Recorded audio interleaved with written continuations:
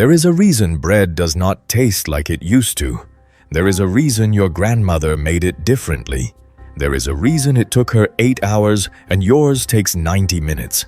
And there is a reason gluten sensitivity did not exist in 1970, but affects 30 million Americans today. This is not about the wheat. The wheat did not change.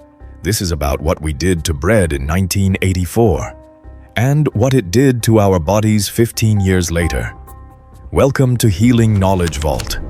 Before we open this vault, if these stories matter to you, subscribe, hit the bell, and share this with those who need to remember what we forgot. The archive opens in a village bakery, France, 1650. A baker named Pierre arrives before dawn. He mixes flour, water, and salt in a wooden trough.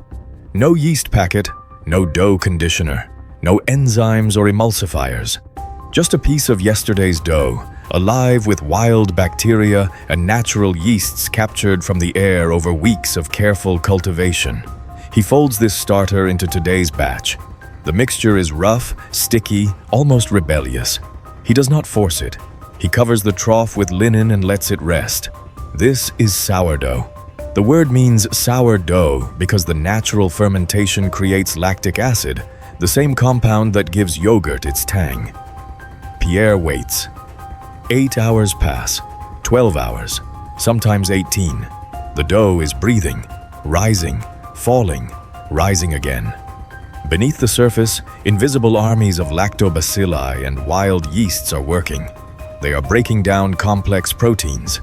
They are consuming the starches. They are pre-digesting the gluten so human stomachs can finish what they started. When Pierre finally shapes the loaves and slides them into his wood-fired oven, the dough has been transformed at a molecular level. What enters the oven is not what he mixed at dawn. It is something new, something alive, something that has already begun the process of digestion before a single person takes a bite. The loaves emerge with thick, dark crusts. The interior is dense with irregular holes. The smell is deep, almost sweet, with notes of fermentation that fill the village street.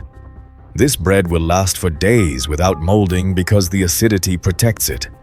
This bread will nourish without inflaming because the biology has prepared it. This process fed humanity for 10,000 years. From the moment humans domesticated wheat in the Fertile Crescent around 8000 BC until 1984, bread was made this way. Slow, living, patient, dependent on time and microorganisms that could not be rushed. Then, everything changed. In 1961, a British researcher named John Chorleywood stood in a laboratory in Hertfordshire, England, staring at a high-speed industrial mixer. He had a problem to solve. Britain was importing wheat that was too weak for traditional bread-making methods. The long fermentation process required strong gluten networks that this wheat could not provide. Chorleywood developed something radical. Instead of letting biology do the work over hours, he would use mechanical force and chemical additives to achieve the same result in minutes. He called it the Chorleywood Bread Process, and it would revolutionize global baking within 2 decades. The method was brutal in its efficiency. High-speed mixers spun dough at violent speeds, developing gluten through sheer mechanical force instead of slow hydration. Commercial baker's yeast, a single aggressive strain called Saccharomyces cerevisiae, replaced diverse wild yeast colonies. This industrial yeast worked fast, but produced almost no beneficial acids or enzymes.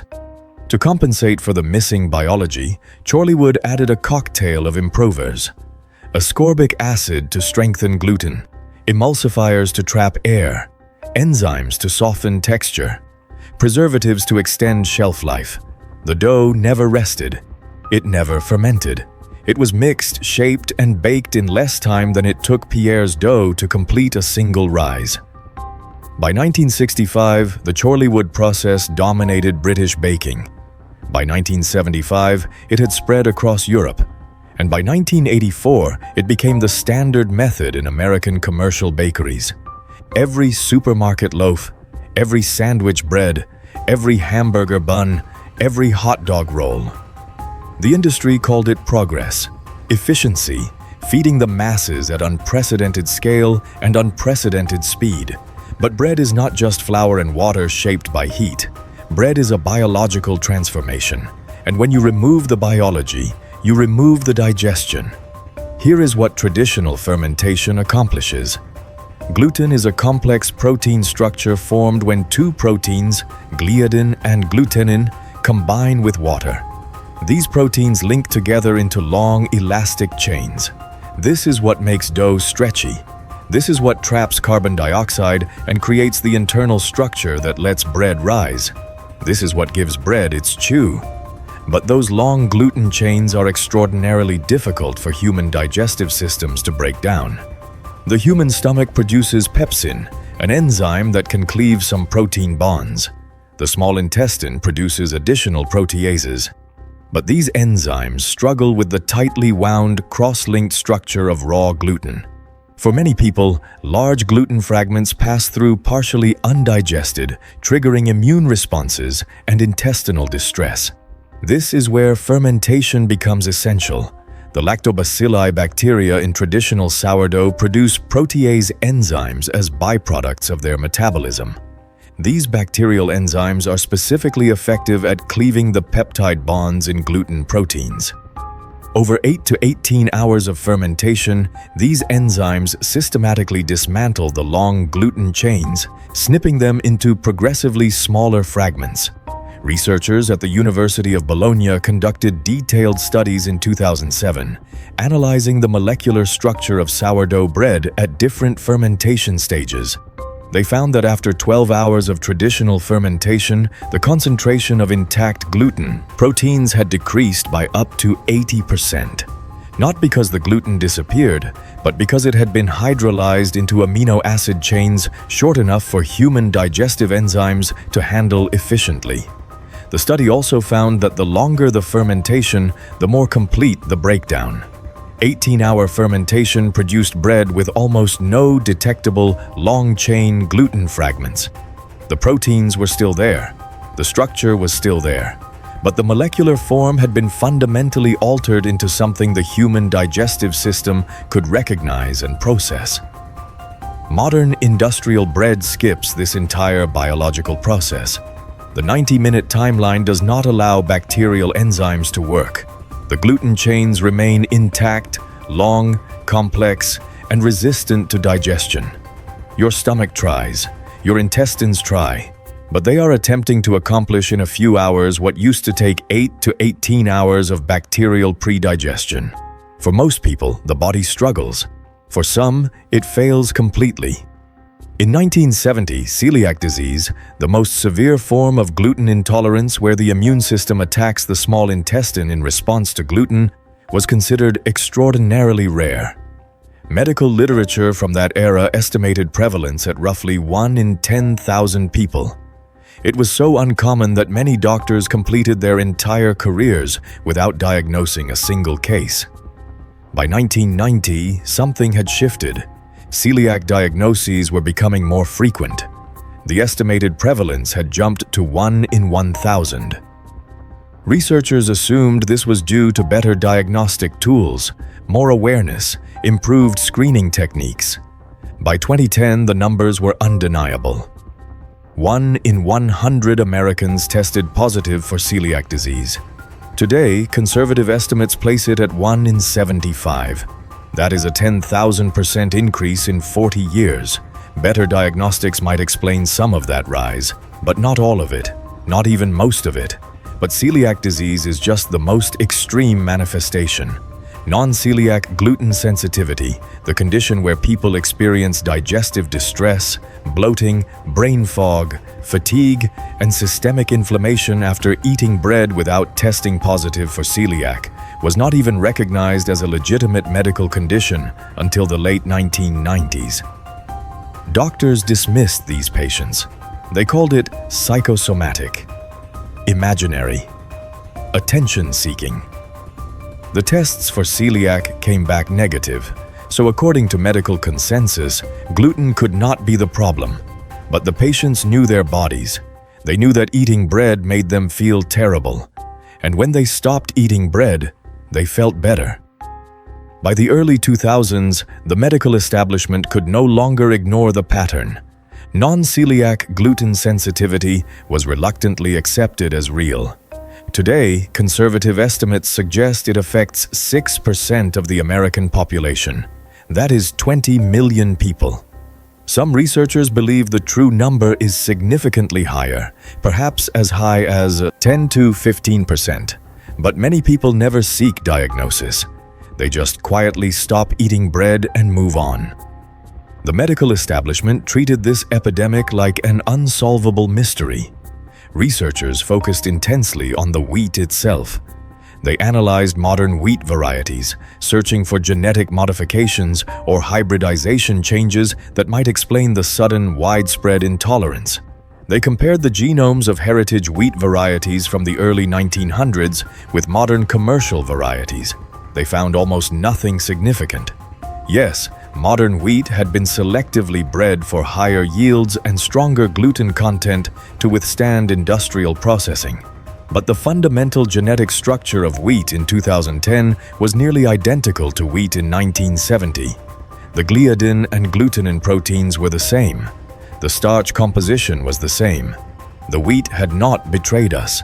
The process had. Canadian researchers tracked celiac disease diagnosis rates across their population between 1990 and 2011. They documented a 400% increase over just 2 decades. When they mapped the timeline against the adoption of industrial baking methods, the correlation was striking. The steepest rise in diagnoses occurred between 1995 and 2005, precisely when rapid rise bread had achieved total market dominance. By 1995, over 90% of bread consumed in North America and Europe was produced using Chorleywood-style methods or similar rapid rise techniques. Traditional bakeries had become boutique rarities. Sourdough had become a specialty item, a nostalgic luxury, something artisanal rather than fundamental. But the consequences extended far beyond celiac disease and gluten sensitivity. A cascade of digestive disorders that had been uncommon before 1980 became epidemic after 1990.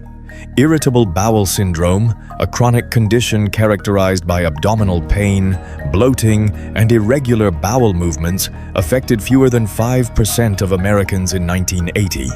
By 2010, it affected 15 to 20%. Inflammatory bowel diseases like Crohn's and ulcerative colitis, once considered rare, saw diagnosis rates triple between 1990 and 2010. Acid reflux and GERD became so common that proton pump inhibitors like Prilosec became among the most prescribed medications in America. Chronic bloating, gas, and digestive discomfort became so normalized that people simply accepted it as part of modern life. The pharmaceutical industry responded predictably. If people could not digest bread, sell them pills to manage the symptoms. Antacids became a $12 billion annual market in the United States alone. Digestive enzyme supplements, medications for IBS, probiotics to restore gut bacteria populations destroyed by chronic inflammation, all became massive industries. The pattern was elegant in its cruelty. Industrial food production created the digestive crisis. Pharmaceutical companies profited from managing the symptoms, and the connection between the two was never made explicit because the food looked the same. Bread was bread, white, soft, uniform, convenient. How could something so familiar be causing so much harm? Your grandmother knew. She could not articulate the microbiology. She did not know about lactobacilli or protease enzymes or gluten peptide bonds. But she knew, in the way that generations of bakers knew, that bread made too quickly was wrong. She knew because when she tried to rush the process, the bread did not rise properly. It did not develop the right texture. It did not smell right. And when her family ate it, they could feel the difference. Heavier in the stomach, less satisfying, somehow incomplete. That knowledge was transmitted through touch, through observation, through the accumulated wisdom of 10,000 years of bread making. and it was dismissed as old-fashioned superstition by an industrial system that believed efficiency and science could replace tradition. Today, small bakeries are returning to traditional methods, operations that ferment dough for 12 hours, 18 hours, even 24 hours. They use wild yeast starters maintained for years, even decades. They work with time instead of against it.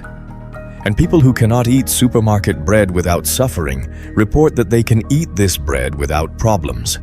The gluten is still there. The wheat is often the same. But the bread has been transformed by biology into something the human digestive system can recognize and process. This is not nostalgia. This is biochemistry. The solution to the gluten epidemic is not more medications. It is not gluten-free processed foods made with rice flour and xanthan gum and 14 other ingredients trying to approximate what bread used to be. The solution is time. Biology. Respect for the process that fed humanity for 10 millennia before we decided we could do it faster. Bread that made civilizations did not make them sick. Bread made in 90 minutes does. The wheat did not betray us. We betrayed the process, and our digestive systems paid the price. Knowledge was not lost. It was replaced by convenience, but the truth is still here, waiting in every slow fermented loaf, in every baker who refuses to rush, in every person whose body remembers what real bread used to feel like. If this opened something for you, subscribe to Healing Knowledge Vault and hit the bell. Every share preserves what they hoped we would forget. The next vault opens soon.